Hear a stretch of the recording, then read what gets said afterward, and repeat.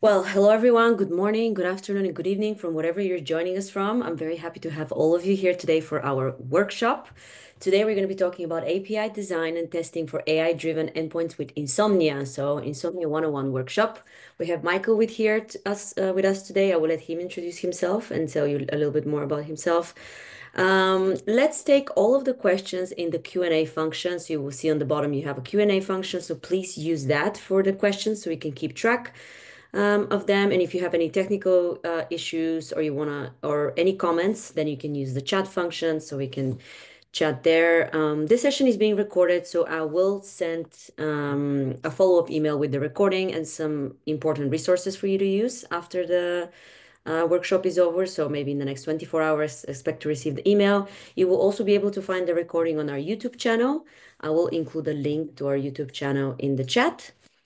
So yeah, with that, please, Michael, take it away. Awesome. Appreciate that, Dahlia. All right. Yeah. So I'm Michael Field. I'm a technical product marketer at Calm. And today I'm going to be walking everyone through the 101 Insomnia workshop. So let's go ahead and take a closer look at the agenda here. Now, the only prereq today is you need to have some basic understanding of REST APIs. Everything else we're going to cover. So even if you don't have Kong Insomnia installed, we're going to walk through that. So it's going to be super easy to follow through. And again, if you've never used an API client or you just never use Insomnia, today's going to be really focused on covering all the basics, the general user experience, and all the tools that you have at your disposal inside Insomnia. Now, it's also worth announcing that we're going to have a 201 and 301 course, each spaced a month apart from this course. And that's going to be delving into much more advanced topics. And we're going to be doing more kind of real world use cases where we actually kind of develop an API with Insomnia at the side. So again, this is a great background. It's going to be an intro and kind of a build up to those two courses. So today, again, after we get Insomnia installed, I'm going to give a short intro and background, again, because this is targeting folks who have never used Insomnia before. But I promise we won't spend too much time on slides. Won't take more than 5 or 10 minutes. Then we'll go ahead and dive into the 101 workshop. And like Dahlia said, if you have any questions at any point throughout the workshop, go ahead and put those in the Q&A function at the bottom, and we'll make sure we get those at the end of the workshop here. Okay, so first things first, if you don't already have Insomnia installed, all you got to do is go to this link here. So insomnia.rest/download and get that installed on your local machine. Now, the one other thing is after you get this installed, it's going to ask you to sign in or create an account. Now, that's totally optional. There is the local Scratchpad option at the bottom, but especially for today, I recommend creating an account because that's going to open up a lot more features and enable collaboration. When you use the Scratchpad, you're limited to a single project. So you're not going to have the exact same view I have unless you actually go ahead and sign in. So folks can go ahead and work on this in the background. And while people are getting Insomnia installed, I'm just going to do a quick introduction to what actually is Insomnia here. So if you're familiar, Insomnia is nothing more than an API client. It's really focused on the build stage of the overall lifecycle, and it's there to help you design, test, and debug your APIs. So what we have here is kind of a zoomed in view of the build stage of the API lifecycle. So kind of starting over here on the left and talking about actually designing your API services. So more recently, a lot of people take a spec-driven or design-first approach to their APIs. And so what that means is they actually start working with the underlying specification before they go ahead and write any code. And so there's a designer built into Insomnia, which again, we'll take a look at during the workshop today. And what's really powerful is when you combine that with the mock services built into Insomnia. So again, when you're taking that design-first approach and you're working with your specification, you haven't actually built any of the backend services yet. You don't have defined routes. You certainly don't have a server stood up yet. But at the same time, you want to test the things that you have in your specification. And so what's really cool about Insomnia is it can take a look at the specification that you either build from scratch in Insomnia or you import from somewhere else. It can actually stand up mock endpoints for you and your team to start testing. Classic example of this is, maybe the backend team is working on a new API or updating an existing API, but the front end team wants to start experimenting. Well, they can start using these mock endpoints and start working on the integration to the front end UI. Now, as you get further along in actually building out your API, of course, you're going to want to build out some different tests.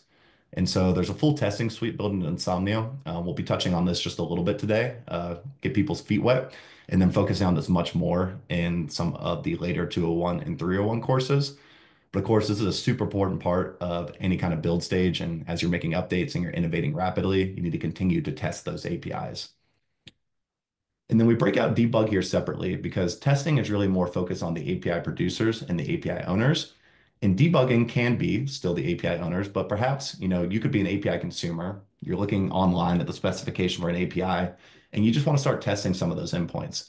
So what we can do that is we can actually just stand up API requests inside Insomnia. You can build out collections for those public APIs.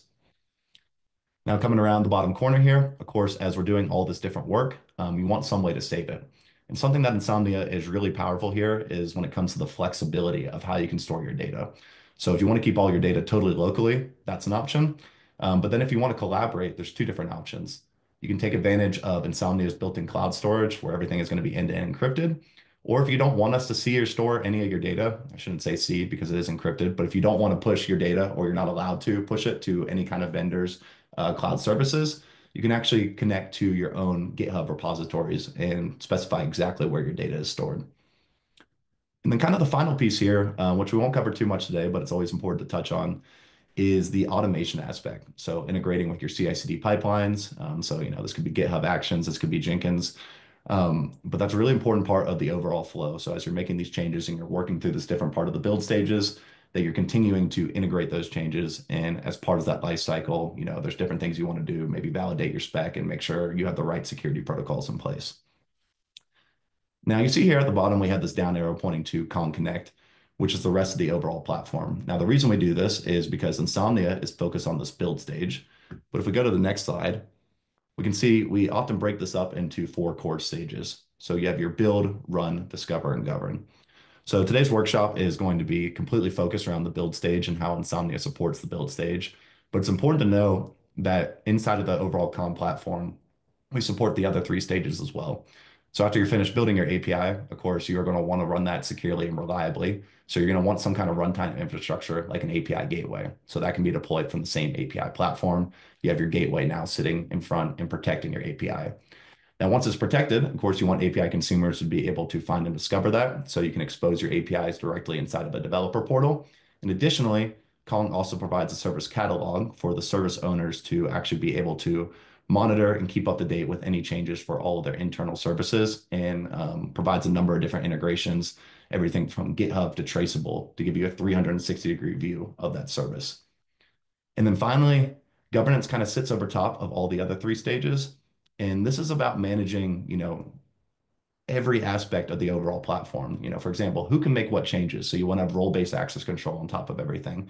You want different types of observability. So you want observability on who's making changes. So you have things like audit logs, but you also want observability of your runtime traffic. So, we have built-in analytics, but can also integrate with third-party SIM and observability tooling. So again, just want to give a brief overview of the platform and where Insomnia ties in there to the overall API lifecycle. But let's dive in a little bit deeper to Insomnia now. So when you start looking at different API clients, a lot of people will say, hey, just use curl. Why are you downloading yet another tool? Curl's built into every terminal on every computer. Like, you don't need another tool. And so I want to touch on some of the core components that makes Insomnia more than curl. And if any of this resonates, then you might want to take time exploring Insomnia a little bit deeper and how it can support your existing API build workflows. So the first of these is, of course, collaboration. Especially at larger organizations, APIs are not designed in silos. They're designed by teams. So it's really important to enable this real-time collaboration and make that very easy to, again, do different things, whether this is the designing, the testing stage, this is all part of collaboration across the team. And as you're doing this, again, a lot of teams still don't necessarily want their data up in cloud storage, even as encrypted. So you want to have the ability to determine how you collaborate. And again, Insomnia is super flexible here. So you can use things like your existing Git repositories. And then as far as collaboration, again, you don't want to open up the door to anybody. You don't want public collaboration. You want to keep that within your team. So it's very important to have things like your set organizations where you can invite your teammates and have role-based access control. Who can access which projects and who's allowed to make different types of modifications, a group of permissions for every user inside of Insomnia. Now, this segues into the security aspect, of course. If you're going to be collaborating, you want to do it in a very secure manner. And as I mentioned several times, if you do use Insomnia's cloud storage, it is end-to-end encrypted. Everything inside Insomnia is private. So people who get access, again, whether that's using cloud storage or Git storage, is by invite only.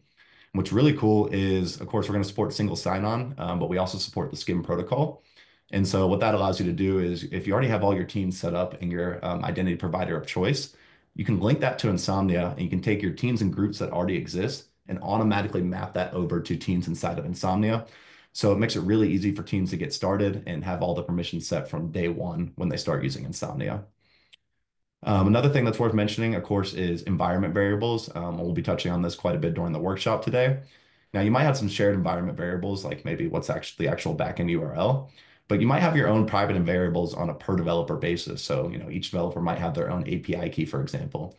So you can have the option to create both shared environments and private environments. And then the last thing I want to touch on here is that something very exciting that's coming in the next couple of weeks with Insomnia 11 is our secret managers integration. So think like HashiCorp Vault or the vaults that are inside any of the major cloud service providers, so AWS, GCP, and Azure. And that allows you to securely store all your secrets, so like the API key I just mentioned, and map that into the environments inside Insomnia. Okay, so the last thing I want to touch on here that really helps make Insomnia much more than curl is, of course, the automation aspect. Now, we won't be focusing on this a lot in the 101 course, but it's very, very important to call out. So when a lot of people think of automation, they think of efficiency gains. And while that's true, what automation is really there for is through governance, through repeatability. So if you have repeatability, that's going to lead to fewer bugs and, of course, lead to happier API consumers. And so how do we actually go about achieving this repeatability? So what we want to set up is these automated guardrails that every time changes are made, we're enforcing different design standards. We're making sure that everything complies with our internal security standards. We want to have all the testing that I mentioned previously to avoid regressions and much more. And we want that to all be integrated with our continuous integration pipeline. And Insomnia really makes that quite easy to achieve. We have our INSO CLI, which you can see some examples over here on the right. And again, we'll be covering that much more in later courses. And then another strong differentiator for Insomnia is as you create these collections of requests and tests, our collection runner allows all users to have unlimited collection runs, which really makes this a powerful part of any automation pipeline. Okay. So that's enough slides. I promise I wouldn't spend more than 10 minutes there. So let's actually get into the workshop now. So the first thing you really need here is to actually access this open API spec at this link. And so everyone doesn't have to type it. Let me actually just go ahead and grab this for everybody, and I will throw it inside the chat. Let's go back to present a minute now. And then I'll throw that in here. So that's just a public link. You're going to see a massive YAML file there. So it's just a text file. It should look very similar to what you can see here now. If everyone can still see my screen. You don't need to copy it or download it or anything. We're going to actually import this by URL, but I just want to make sure everybody has access to that. So now let me go ahead and move this. Let's go back to full screen real quick. So if everyone opens up that URL, and we're going to use that to actually kick off the workshop today. Okay, so what are we actually looking at covering now in the 101 workshop? Just a high level overview. Again, today's really going to be focused on the general user experience. I see, can we get the URL shared, please? Are people able to see that inside the chat now? Dolly, I'm not sure if you can see Yeah, that on your side. I'm checking right now. Yeah, I can see the URL. Well, I will also paste it just in case. Huh. Yeah, it seems like multiple people can't see it. Okay, hold on. I Let me will make try to copy sure. it from your I didn't send it to presentation. everyone. That's probably why. Let me send the chat Oh, out to yes. Yeah, yeah, now. yeah. You just send it to me. Okay, so I just sent Okay, that out yes. now. Okay, perfect. That's good. Perfect. Okay, so yeah, everyone just have that link copied and we'll show you what to do next with it. Now, again, this is going to be focused on the overall interface of Insomnia. What kind of tools do you have at your disposal? So we're going to be walking through how to actually import that spec. We're going to cover some of the linting basics when you import these different open API specifications. We're going to show you how you can actually save your work. Then, of course, we're going to create some of our own collections, send some basic API requests through. We're going to take advantage of both environment variables and incorporating some dynamic elements inside of a request. We're going to take advantage of JSON path built into Insomnia so we can filter some of our responses. We're going to show how we can move from the API client world to your actual application by generating some client code. And then we're just going to give a brief introduction to testing today. Okay, so with that, let's go ahead and stop sharing these slides. Oh, jumped a little ahead to the Q&A, so we'll come back to that. But now let's go ahead and open up Insomnia. Dolly, are you able to see my Insomnia screen? Just to make sure I'm sharing my Yep, full I can see the screen. screen. Perfect. Okay, so what we have here, again, assuming that you actually have signed into Insomnia, you're going to see a similar view, but you probably only have one organization. You probably just have this personal workspace set up. You can see here, I'm part of the product marketing and the SE team organizations here as well. So that's kind of a different way to structure your overall teams. But for today, we're just going to be working inside of your default workspace. Now, the first thing you'll do is come here and create your first project if you haven't already. So if you come and click this plus icon, you can set up a project. You can name it whatever you'd like. And then you can make a choice. Do you want the resources inside this project synced to the cloud, or do you want to keep them locally? Now, this is a very important decision, especially when it comes to using your own APIs. But for today, we're all going to be working on the same spec. There's no sensitive data here. I think it's going to be much easier if people just go with the cloud sync. So that way you don't have to actually link to a GitHub repository. So go ahead and create that. I'm just going to hit cancel because, again, I already have a project here set up called Insomnia Workshop, and we will keep moving on from here. So inside of a project, you're going to have a number of different resources you can create. A collection is nothing more than a group of API requests. A document will be something like the Open API specification that we're about to import. Again, you can start from nothing and use the built-in designer Insomnia to create your own spec. You can set up mock servers, which again, I mentioned, this can be mock servers for a number of different collections that you have. So if you want to start testing and sending requests without actually having an API server, you can do that through the mock server. And then you also have the ability to create project-wide environments. As we'll see in a bit, you can actually create environments per collection. But when you have a number of different collections, tens or even hundreds, all part of the same project, you're probably going to have some environment variables that aren't sensitive, but apply to all the different collections. So again, maybe the URL for the dev environment for your API will be the same. So you can create a global environment here so you don't have to recreate it for every collection. Now, the way we're going to get started today is we're going to select this import option at the top. So a couple different options for what we can actually import, but in our case, we're just going to use the URL. This is the one that I shared in the chat previously. So we're going to paste that in, and we can see the different supported formats. So you can import from other Insomnia projects, you can import Postman collections, and of course, Swagger and Open API specs. And we're going to go ahead and scan that. And so we get a preview here of what's actually going to be imported. So it's a single workspace with 73 requests and 3 different environments tied to it. That all looks good to me. So we're going to go ahead here and click import. And we see our first resource here. We now have this document inside of our project. So the first thing I'm going to do is I'm going to come in here and rename this. And I'm just going to call it Insomnia 101.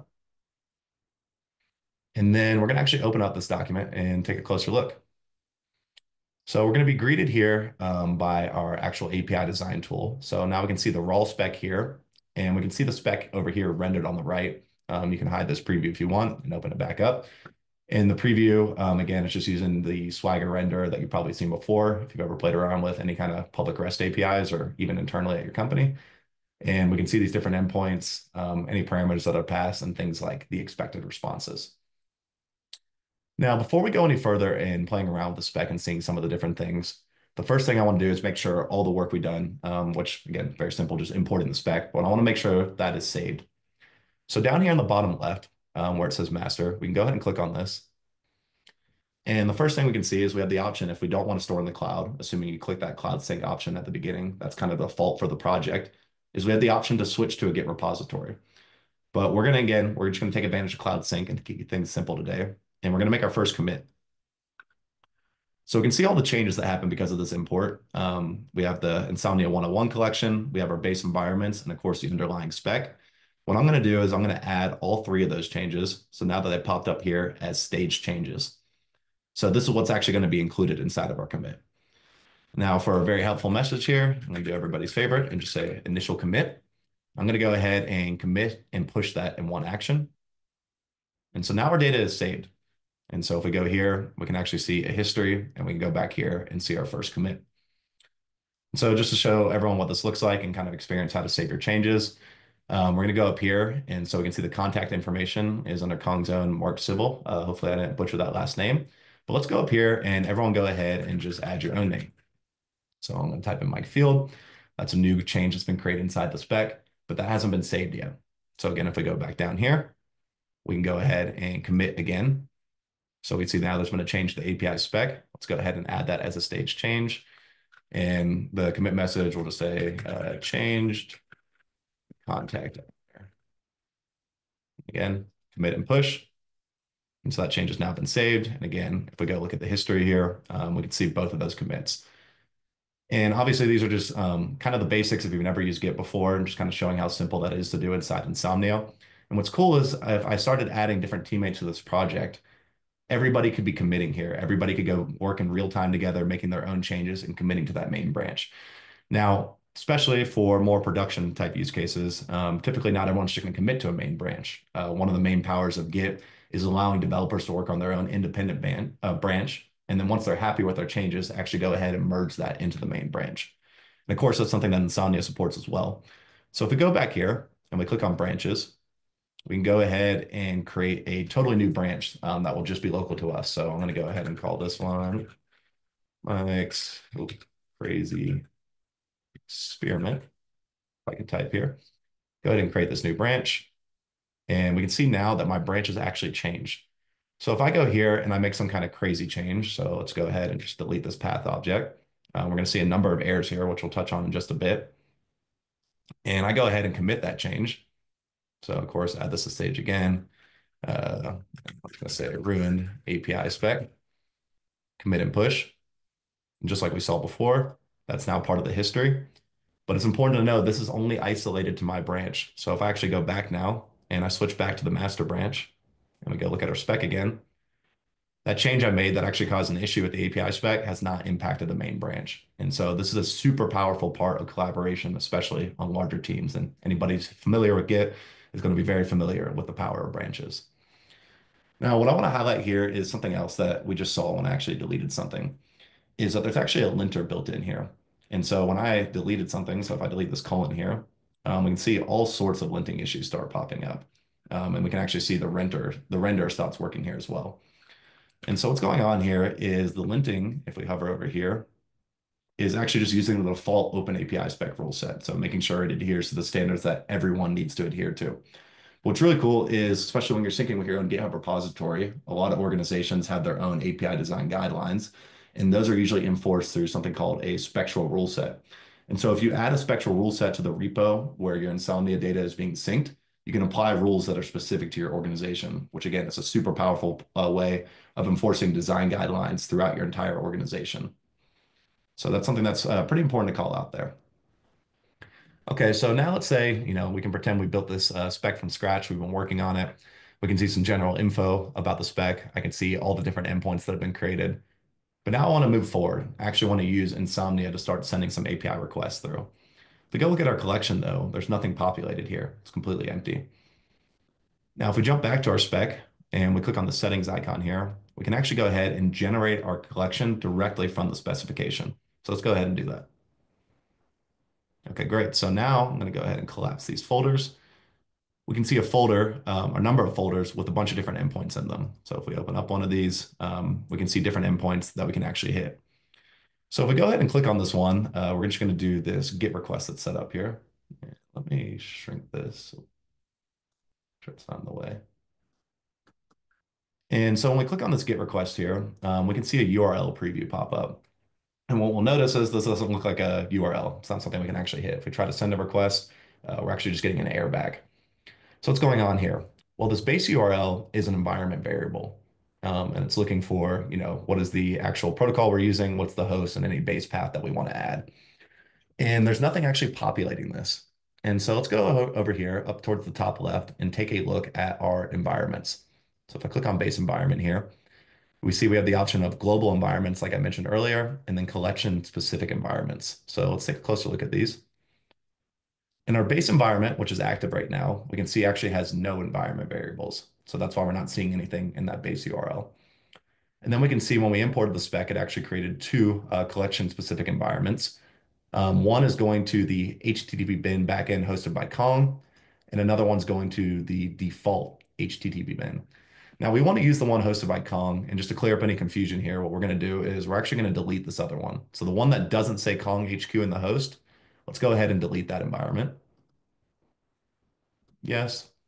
And that should leave us with this one. And so we have our protocol here. There's no base path, and then we have the host that we actually want to hit. Okay, so now that we're clear on that, next thing we need to do is actually come back here and select that environment. So we can see here now our active environment has changed, and we can see our preview has changed as well. It's actually pulling in that host now. So when I go to send the same request, instead of getting an error, we should hopefully get a 200 back, which we do. So I can send a few requests in here. And again, this is just a basic get endpoint that, whatever you send here is going to get echoed back. And so as I modify the request, let's go ahead. Maybe I want to add a query parameter. So do the classic hello world. And we can see that has now been appended to our URL in the preview. And if I send that request through, we can see the arguments pop up here, and that is also echoed back in the response. And there's a lot of ways we can modify the response. Like we saw here, I can add query parameters. You can add path parameters as well. So if you wanted to have some kind of dynamic element, you could do that and fill it in here. But of course, if I try to send this, that is actually going to change the endpoint. So we should get a 404, and we do. So let's go ahead and delete that. Go back to what we were sending. We got our 200. Of course, I can also send any type of body, any type of payload that I want along with my request.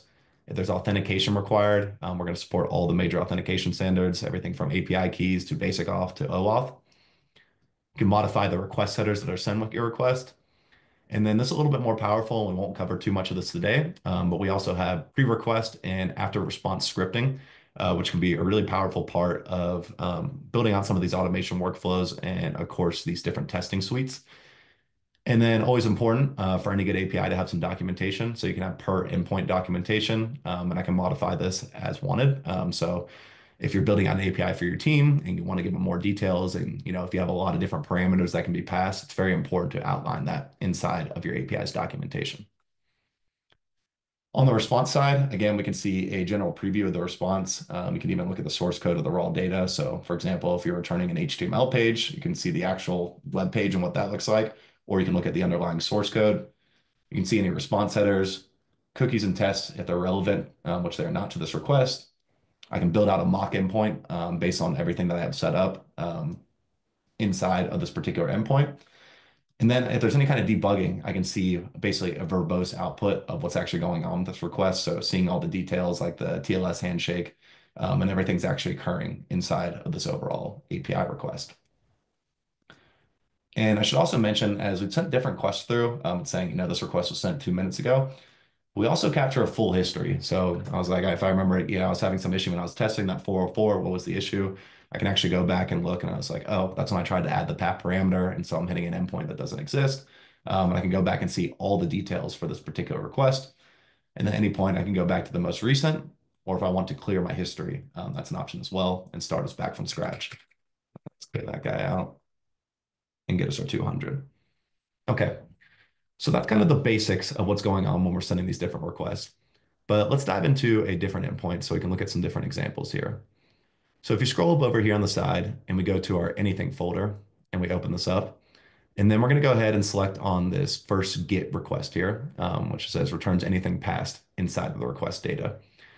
Now, what we're going to see here is a new environment variable being introduced, and I haven't defined that inside of my environment. So what I need to do now is go ahead and return to my environment. So you can go over here and click like we did previously, or there's a shortcut, Command D or Control E, depending on what kind of computer you're on. And we can go here and modify, in this case, add a new environment variable. So it's just a JSON payload here. So we're going to set this up. And then what we want to do is determine what we want to fill that in. So we're going to use our favorite here and just say hello world again.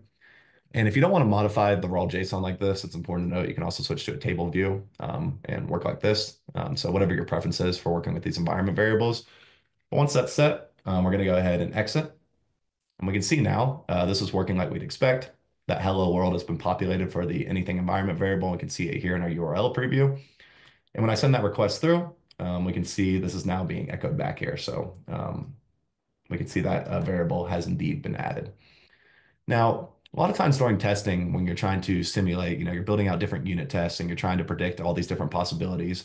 You don't always just want to have static information. Now, this can apply to path parameters, it can apply to query parameters, it can apply to the body of your request. But a lot of times you want to have dynamic elements inside of your testing. So what's really cool, built into Insomnia, if we go back to our environment yet again, is instead of just doing static variables like this, you clear this out. And if you just right click here, you can see a number of different things that you can inject. So, if you want to inject a universally unique ID, you can do that.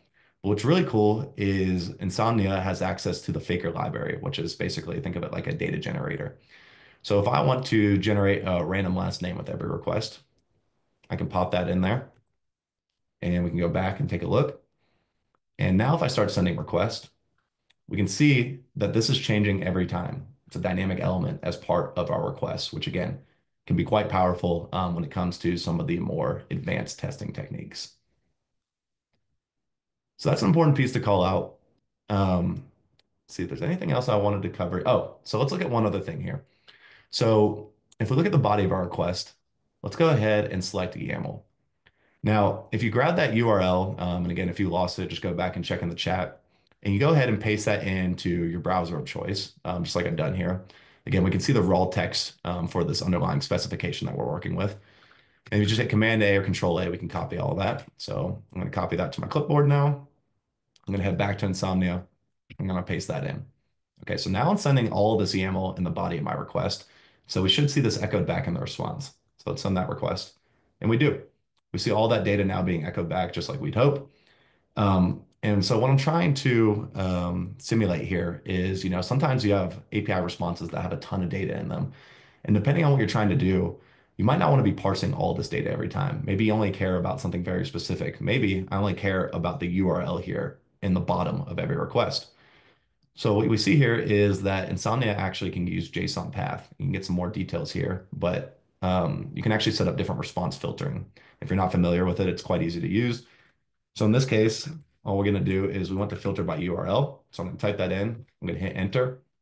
And we can see here now, we've filtered the entire response just to show the URL portion or the URL field of that response. As I continue to send requests, oh, I gotta make sure I actually save that change in there. Enter, get that out. Okay, so now if I keep sending requests, we can see the URL, how it's changing for every response, but all that data is filtered out. And of course, if I want to see the full response again, I can just clear that out. So response filtering can also be something that's super powerful, again, especially when you're dealing with some larger API payloads on the actual response. Okay, so we covered a lot of basics here. Now, the last thing I want to touch on here today as part of the 101 course is cover a little bit of the testing suite. So again, we started with the spec, we generated a collection, we've been able to play around, debug. In this case, I'm playing with a public API, but it could be an API that you're developing internally. Insomnia is for both the API consumer and the API publisher. But testing is really more focused on being API publisher. I saw somebody raise their hand. If somebody has a question, Dahlia, let me know, but it might have been on accident. Let me see. I think we have two questions in the Q&A, but we can answer them when you're done with the workshop. Okay, perfect. So yeah, the last thing we'll cover here is just on the testing, and then we'll switch over to the Q&A, make sure we have enough time. So we can actually generate a new test suite here. And a suite is just a collection of tests that you might want to run. And then we're going to go here and generate our first test. So the default example it gives is returning a 200. So basically you can see it's going to send that request, depending on the request that I select here. It's going to check that response status, and it's going to expect it to equal 200. So if we want to test this out, we can come here, we can select whatever request that we want. So we can use that same anything endpoint or an endpoint of your choosing. And we can go ahead and run this test. And we can see that it did indeed return a 200. Now, if I was checking for something else, maybe let's say I want to make sure we get a 404 for any endpoints that are not defined. I could check for a 404. But in this case, the test should fail because I haven't actually changed what I'm sending here. We're still hitting the same endpoint. And we do see that it does fail. So the name here, we're expecting it to return 200. We should probably change that to make it more clear. So now we're saying, hey, we're expecting a 404. We run this test. And we expected that response here to equal the 404, but since we got the 200, the test actually failed. So, super contrived example, but kind of gives you some of the basics of what you'd be running inside of these testing suites. Let's take a quick look at another example. So let's go ahead and delete that test. Let's generate a new test. And I already have some code pre-generated. You can kind of just watch on this one. It's not an easy way for me to share this code, but there's a lot of different stuff you can play around with testing. So just kind of explaining what's going on here is basically what I'm going to do is I'm going to take a look at the body of the response. So I'm going to look at the response data, and I'm going to try to parse that into JSON. If that method is successful, we're going to log, hey, the response is valid JSON, and the test will pass. If we receive any kind of error when we try to parse that response data, we're going to assume that it's not valid JSON, and we're going to throw an error with this test. So let's change the name up here. Check if response body is valid JSON.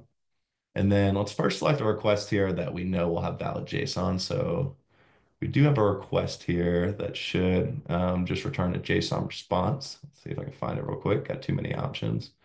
So we have a stream JSON response there, but we want to return a JSON document. So let's go ahead and run this test. And it does indeed. And just to show you guys what that actually looks like, if we go here and we go to response formats, JSON document, we send that request. This is what's actually being returned. And so, of course, the test is going to pass. And to show the exact same test failing, let's go swap this out. Paste that in here. Same thing. Check for valid JSON. Well, let's select a request that we know won't return valid JSON. So we should have one here that let's do an HTML document instead. And let's run both of these tests. Let's run the entire suite. And we get the first one failing that returns the HTML document, and the second one that returns the JSON passing. And again, just to show you, if we want to do this test, get the HTML document, we see we're getting an actual web page. So if we look at the actual source code here, we can see it's clearly not JSON, it's HTML. And so that testing is behaving exactly as we would expect. Now, as you build out these different testing suites, you're not really going to be running these manually. You might have tens or even hundreds of unit tests for your API. And so it's part of that automation pipeline that I previously mentioned. Maybe we come here, we make some changes to an endpoint, we do some testing in the collection, everything's running as expected. We need to go ahead and add new tests to our testing suite. And then we need to go ahead and actually be able to run those inside of the INSO CLI as part of our automation pipeline, which again is something we're going to dive in deeper on the later courses. And I said this is going to be the last thing, but I realized there's one other thing I didn't touch on. Something that's great for API consumers. As we're playing around with these different public APIs, so let's go back to our anything endpoint. And let's say now, okay, I played around with this API, I understand the basics of it. I've reviewed the documentation. Let's actually go ahead and take this body out of here. And let's do no body. But now I want to integrate this with my application. And what's really cool about that is Insomnia makes that quite easy to do. So if we click this drop down, I can actually generate client code for that particular request. So we can see here, if I'm using the Fetch API with JavaScript, I can just copy this to the clipboard and start using this immediately inside of my application. But I can choose whatever programming language I'd like. So if I prefer to use Python and I want to use the request library, I can do that and immediately go ahead and get started with this endpoint. And as I make different changes, if I change the request headers or if I add a payload, so let's go over here, add a string, let's do plain text, my payload, and then I come here and generate the client code. We're going to see that is going to be included in the client code that is generated. So this is dynamically generated depending on how you set up your request. And of course, since we mentioned curl earlier, if you just want to use this in your terminal, you can always copy any of these endpoints as curl, open up your terminal, and send a request to that endpoint, and it's behaving exactly like it did inside of Insomnia. Okay, so I think that about wraps up what we want to cover in the 101 workshop. So I will go ahead and pause there and we can switch over to the Q&A here.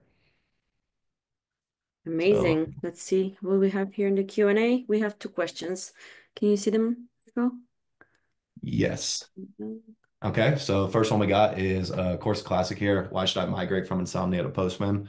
I won't get too deep in this today. We do have an Insomnia versus Postman page where we highlight some of the differences. And Postman's a great tool. It covers a huge part of the overall API lifecycle. The areas that I would highlight for Insomnia that you should maybe consider migrating over to Insomnia is I think Insomnia is quite strong in the API design area and also the API testing area. So when we're talking about these collection runs and you're integrating into these automation pipelines, Insomnia actually offers unlimited collection runs for all tiers of Insomnia. So again, in production or any kind of testing that you might want to run, maybe you're stress testing, you can run an unlimited amount of collections through Insomnia, which is super powerful. And I think the other piece that we see people coming over to Insomnia for is the flexibility in where you can store your data. Insomnia is a cloud-only offering. Meanwhile, with Insomnia, you can actually store all your data in your GitHub repository of choice. Okay, so we have another question here also about Insomnia. Does Insomnia support runners like Postman? Yes, it does. This is the collection runners piece that I was just mentioning. And again, the advantage here being that you have an unlimited number of collection runs. They're not additional runs that you need to purchase, so you can run through as many times as you need to. Um, and it's really easy to come over from Postman too. If I actually go back, let me share my screen again real quick here. Go back to Insomnia. Now, earlier when we did that import, we imported that URL directly. But you can see here supported formats. We can actually import Postman collections directly into Insomnia. So I want to call that out as well. Okay, so I see a couple questions that are also over in the chat. So I just want to touch on those real quick. Um, so implementing authentications for specific endpoints from Mohammed. So let me show that as well. And again, we'll have more kind of in-depth examples of this in later courses. So if we go back here and we open up our document, but we switch over to the collection view. So under any of these endpoints, now you can set up global authentication. So if you're using the same API key for all these endpoints, you can do that and have default authentication. That's what it means here by inherit from parent. So it's going to have default authentication set up for that entire project. But if you want to modify that on a per endpoint basis, you can of course do that. So if you want to set up API key auth or super common, you want to set up your OAuth, and set up that full integration for whatever type of flow you're doing for OAuth. So, whether you're doing client credentials or you're doing full kind of three-legged OAuth, that is all supported here directly inside of Insomnia. Okay, let's see what else we saw here. HMAC security, so also on the security side. So I probably should have showed that as well. So HMAC, I'm actually not sure on. We might actually have to take advantage of the plugins inside Insomnia, Mark. So let me follow up on that one to confirm the best way that you could actually send that. And yeah, we will follow up on that after today's call, just to confirm. And then just a comment here from Brun just saying supports GraphQL. Of course, supports a lot of different protocols. So SOAP, GraphQL, WebSockets. It's not just limited to HTTP and REST APIs. And then the last question we have here from Allison, just asking about V11 and when does that come out? Okay, so V11 is coming out here in the next few weeks. It will certainly be coming out this month, so definitely stay tuned for that. I'm not sure if we've announced an initial, a definitive release date yet, but it will definitely be coming out this March. And then also, Allison, kind of tied to that is, why do we have these separate resources instead of doing everything all in one? And that's a great question. And a lot of times it depends on what you're doing, right? So let's actually open up Insomnia just one more time here. So if we're doing what we're doing here, where I'm working with the actual, the baseline spec here, and I want to make changes to the spec, and it definitely makes sense then to have the spec, have the collection to send requests and do debugging, and of course set up our test. But if I'm just experimenting with a public API, I don't actually own the spec, I just want to start sending some requests to it, it might make more sense to just create a request collection. So all I care about is sending requests. I don't need to worry about testing. I don't need to actually look at the underlying spec. I just want to start hitting some different endpoints. So, I want to set up a request, or maybe I'm just running an API locally, so I just want to run some requests here to localhost on, whatever port I'm running on, port 8080, and send some requests here. And at that point, you don't really need everything else that comes with it. And it's also nice for breaking out things like global resources. So like I mentioned, if I wanted to create an environment that could then be utilized by all these different documents or all these different collections that I have.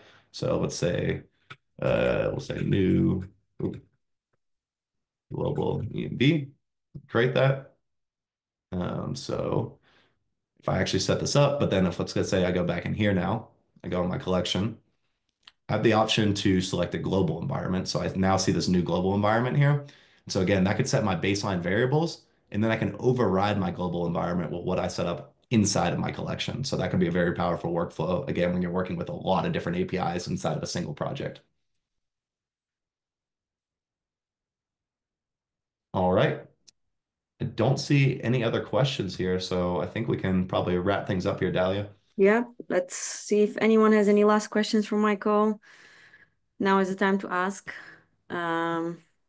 Use the Q&A function or the chat, whatever you prefer. Let's give it like a minute. And if we... Yeah, there'll be more workshops. Yes, we're planning another one. Very happy that you guys enjoyed this. Yeah, the Um, next one should be in about a month, and that will be a 201 course. And what we'll be sure to do is that will have some additional prerequisites, because we're going to try to more mirror like, okay, let's build our own. It'll be a very basic API. We'll run it in something like Python or JavaScript, and we'll go back and forth between the actual API and debugging it and working with it and building tests inside Insomnia. So again, that'll have a few additional prereqs, and it'll be a bit more of an advanced course. So this is a great starter for folks who aren't familiar with Insomnia, and then we'll take it up a notch in about a month.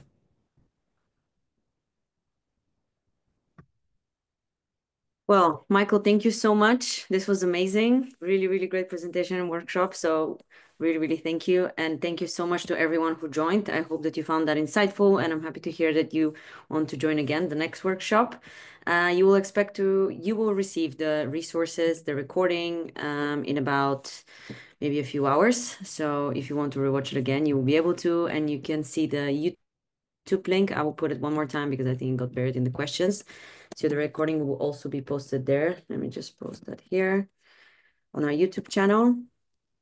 So yeah, if there are no more questions, let's wrap it up and stay tuned for the 2.1 workshop that's coming up in a month. Thank you so much, everyone, for joining. Enjoy your day and your evening. And thank you, Michael. Everybody, have a good one. Bye.